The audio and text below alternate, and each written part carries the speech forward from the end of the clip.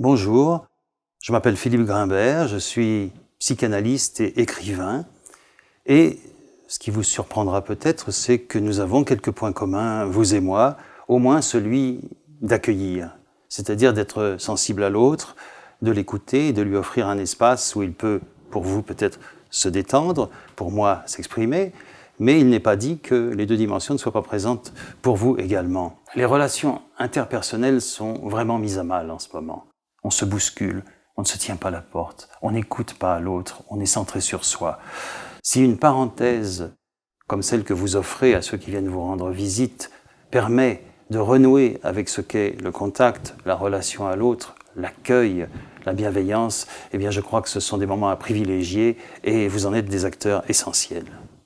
Nous vivons dans un monde difficile, peuplé de traumas divers, de stress, et il est nécessaire pour nous de pouvoir nous offrir des parenthèses, peut-être des parenthèses enchantées. Et là, c'est vraiment votre rôle.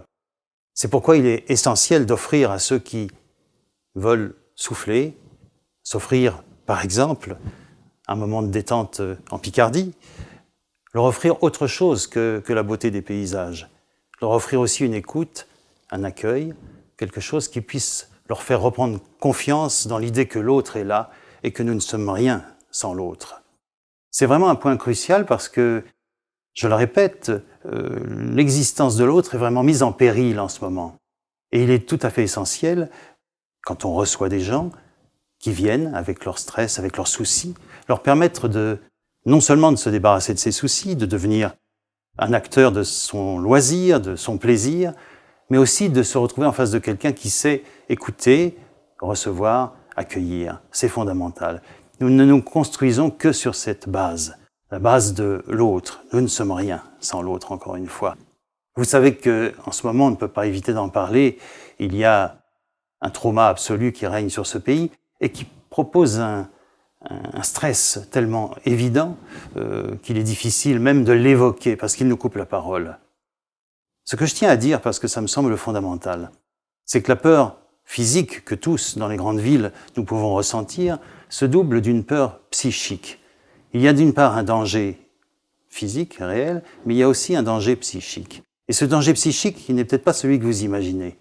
C'est que tout à coup, ce qui arrive peut nous amener à considérer l'autre comme un danger, c'est-à-dire à réveiller en nous ce qu'il y a de moins bon. Et c'est pourquoi il est essentiel de se réconcilier avec l'autre, de trouver dans l'autre un allié et non plus un ennemi potentiel. Je crois que dans ces moments si difficiles, il est encore plus que jamais fondamental de pouvoir accueillir et de réconcilier chacun avec l'autre, qui devient un voisin, un allié, et dont le sourire va vous permettre de vous reconstruire bien plus sûrement que tout autre événement. Voilà pourquoi aujourd'hui, plus que jamais, il est important d'être conscient d'une dimension essentielle, c'est qu'il s'agit non pas seulement d'accueillir l'autre et de lui donner le confort qu'il attend, mais aussi une écoute, une relation à l'autre qui soit enrichissante. Et surtout, de lui permettre de se conforter dans l'idée que l'autre peut être bienveillant, et c'est tout à fait essentiel. Alors j'espère pour vous que cette rencontre d'aujourd'hui sera aussi l'occasion de bienveillance, d'amitié et quelque chose d'extraordinairement vivant, donc je vous souhaite une excellente rencontre.